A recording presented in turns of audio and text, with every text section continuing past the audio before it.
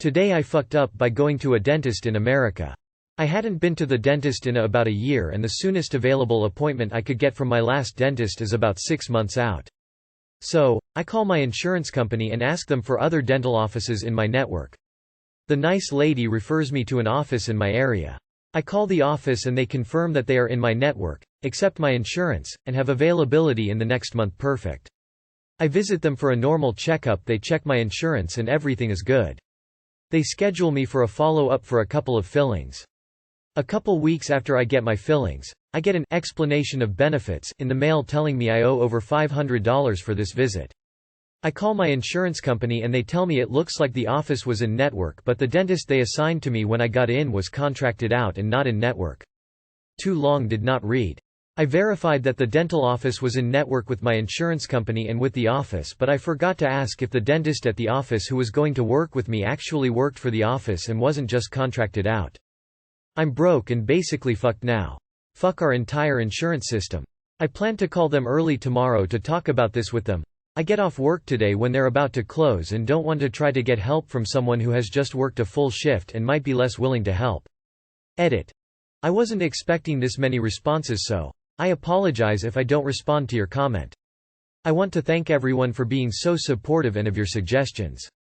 I am going to try just giving a quick call to the dentist office tomorrow and expressing that this doesn't seem right and that they had my insurance info and knew I was there for in-network service. Depending on how that quick call goes, I might then reach out to my insurance company to point out that they referred me to this office and ask how they can help. Edit 2. A number of people have pointed out that things can change in between getting an EOB and a bill. So, although the EOB was sent from my insurance company and said, word for word, what we will pay, $51. What you owe, $536, making me think they were planning on sending me a bill for $536. I'll wait until I get the actual bill before making any calls. I want to thank everyone again for being supportive, and I'm sorry to hear about everyone else's stories of dealing with similar or worse situations. Something kind of similar happened to me, but with medical insurance. Long story short. I went through 3 months of person after person with the insurance company, supervisors, appeals, etc. Finally, I was talking to the supervisor and she said, "You can't keep appealing. We've told you that even though you followed our procedures we are not going to pay." I said, "That's okay, I am not going to call you anymore." I made an appointment tomorrow with our CEO's open door policy to explain this all to him. I also have an appointment with 7 on Your Side reporter, TV station does scam reporting stories. He's interested in the story. She called back 2 hours later and said they would cover it.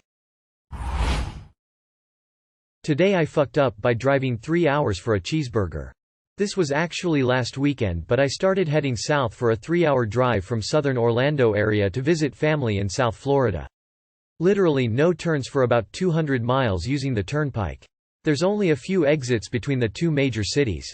I stopped halfway to get gas and ate a Wendy's cheeseburger at a rest area. I even sat down at the stop just to eat and get my eyes off the road for a bit. Once I finished I got back on the highway, put on an obviously interesting podcast, and just drove for about another hour and a half until I arrived at the exact same exit that I just got off at from home. I had just drove 3 hours for a Wendy's cheeseburger. I was screaming, cursing, and really bashing myself for just achieving this level of stupidity. No one else seemed to think it was anything but hilarious. Looking back at it now, it really is hilarious, just not when it happens to you. TLDR, I drove 1.5 hours south, stopped for a cheeseburger, then accidentally drove 1.5 hours north. It sounds to me like you went on a 3-hour drive to clear your head and stopped for a burger. Maybe it was something you didn't realize you needed.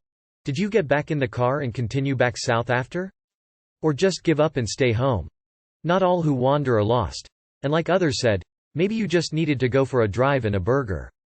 There have been worse adventures. Back before GPS phone apps were quite as reliable, 2013-ish. I was attempting to drive to my grandparents but didn't put in the zip code, just the street address. It ended up taking me like 40 minutes in the opposite direction in the middle of nowhere. I was suspicious, but they live by a lake outside the small town in the area, so driving through random country backroads wasn't necessarily unexpected when combined with my starting point. I put in the full address with zip code and poof, took me to approximately the right place. I'm wondering why you started the trip in the first place. Today I fucked up. Update, by saying something horrible about my child. A lot of you asked me for an update, so I decided to let you know how we are doing. First of all, thank you for your amazing advices. They certainly helped. Having my sister over for a week was also good for her. She is better than me when it comes to kids, and my daughter seemed better by the end of the week. So I explained everything to her. I told her she is my little miracle and I love her and will never send her back. I explained the whole story. She didn't say anything, but she listened. We redecorated her entire bedroom. I also realized that I don't have any of her photos at home, so we got some family photos and some photos of just her and put them in every room. Is putting photos in the laundry room really as weird as my sister says? She loves horror movies, so we had a movie night and watched Coraline together. I don't know how she wasn't scared because I was. Is that seriously a kids movie? We have also started family therapy. Today she even started to play that awful song that she loves on repeat like she used to do before. After the 10th time listening to it in a row, I jokingly asked her if she minds sulking again, and for a minute I thought, oh no, IFC ked up again, but then I caught her smiling, which is like a huge success for me because she hasn't been smiling at me for weeks and I wanted to share it with everyone. Too long did not read. IFC ked up, but I think we are gonna be okay. She has been doing better and she is even annoying me and smiling about it now. You sound like a super genuine person. Parents are people and people f up. One of the greatest gifts you can give your child is to show them how to fix mistakes, how to be humble, how to love and how to forgive. You are definitely on the right path, Heart. Please never lose sight of the amount of upheaval and adjustment your daughter has gone through, as a child, and continues to go through. Her origin story, of which she has had no control over, will likely create repercussions of some sort as she goes through her life. This is legions above and beyond adult-level stress for her. Really happy to read the update since I read your other post. I am rooting for you op. You're already a way better father than my own.